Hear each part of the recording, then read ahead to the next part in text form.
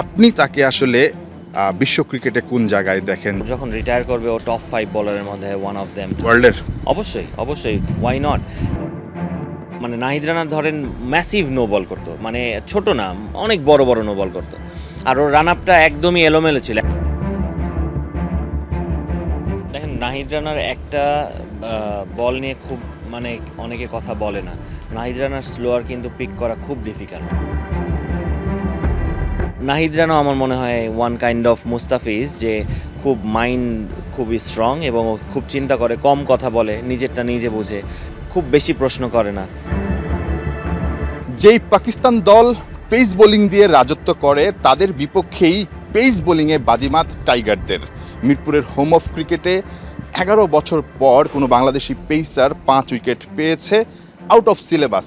পাকিস্তান একেবারে ভরকে গিয়েছে, যেখানে কিনা স্পিন দিয়ে আসলে বাংলাদেশ নর্মালি হোম সিরিজগুলোতে রাজত্ব করে থাকে। আমার সঙ্গে আছেন পেস বোলিং কোচ তালহা জুবায়ের। নাহিদ রানা সাম্প্রতিক সময় একটু মানে মনে হচ্ছিল ব্যাকফুটে চলে গিয়েছিল, সেখান থেকে ওয়ানডে দলে ব্যাক করেই যেভাবে পারফর্ম করলো গতকাল, এই সময়টায় কি ধরনের কাজগুলো আসলে নাহিদ রানা করেছে, কিংবা আপনার কাছে চেঞ্জটা আসলে কোন জায়গাটায় চোখে পড়েছে বেশি? না, যদি আমি মানে একদম ছোট্ট নাহিদ রানা থেকে আজকে নাহিদ রানাকে কম্পেয়ার করি, তাহলে যেই ডিফারেন্সটা ছিল, পেসের কোনো ডিফারেন্স নেই। পেস নাহিদ রানার এরকমই ছিল সবসময়, তবে ম্যাচুরিটি অনেক এসেছে। এখনও ওর মাইন্ডসেট আপনি অনেক কাজ করে। ও তাসকিন, মুস্তাফিজ এদের সঙ্গে অনেক কথা বলে, বাইরের অনেক পেস বলারের সঙ্গে ও কথা বলে যারা এক্সপিরিয়েন্স।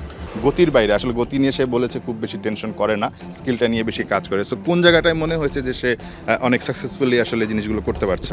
দেখেন নাহিদ রানার একটা বল নিয়ে খুব মানে অনেকে কথা বলে না। নাহিদ রানার স্লোয়ার কিন্তু পিক করা খুব ডিফিকাল্ট, কারণ ওর অ্যাকশনের কারণে এবং একদম লাস্ট মোমেন্টে। মুস্তাফিজ ইজ মানে অন্য লেভেলের ওর কাটার, রাইট? ওর রিস্ট অনেক ফ্লেক্সিবল, কিন্তু নাহিদ রানার অ্যাকশনেও কিন্তু ওর যে স্লোয়ারটা ও করে ওইটাও কিন্তু খুব একটা রিডেবল না। সো এই জিনিসগুলো ওর, এইটা একটা ওর বড় অস্ত্র।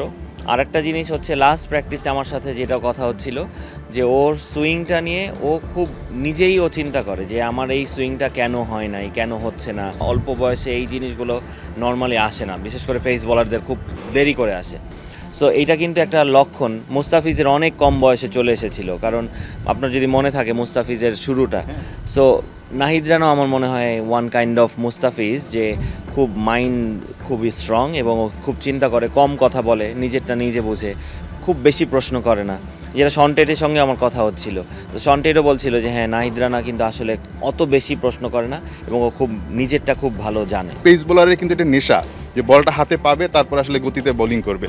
এটা কি আপনি দেখেছেন তার প্র্যাকটিসের মধ্যে, যে গতি নিয়ে কোনো একটা মানে তার মধ্যে নেশা কাজ করা?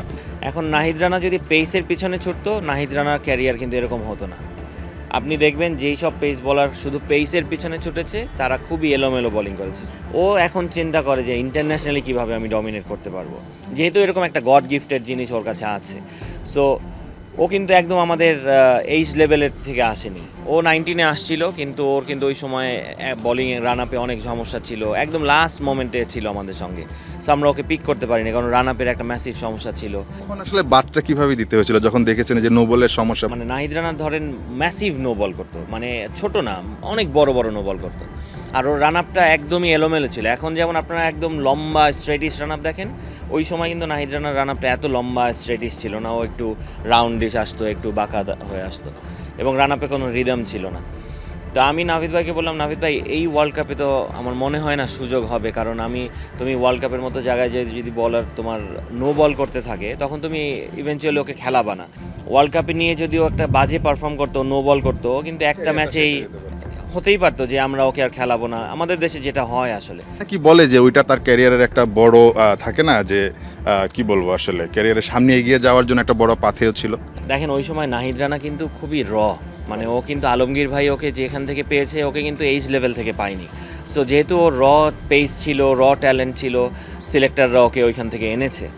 কিন্তু আমি যেটা কাজ করলাম ওই সময়, আমি ওর বোলিং রান আপের আমাদের ট্রেনারের সঙ্গে ওর রানিং টেকনিক নিয়ে কাজ করলাম, ওইগুলো ভিডিও করলাম।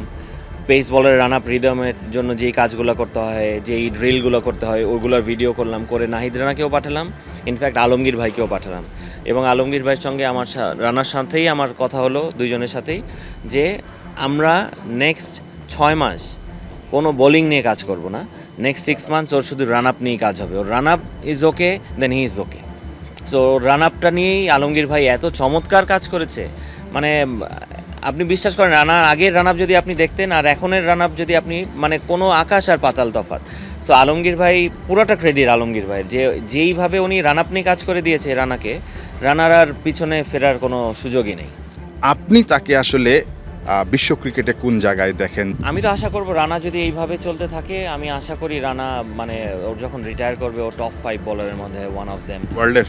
অবশ্যই অবশ্যই, ওয়াই নট। নাহিয়ান বিন জাসিম, ৭১, ঢাকা।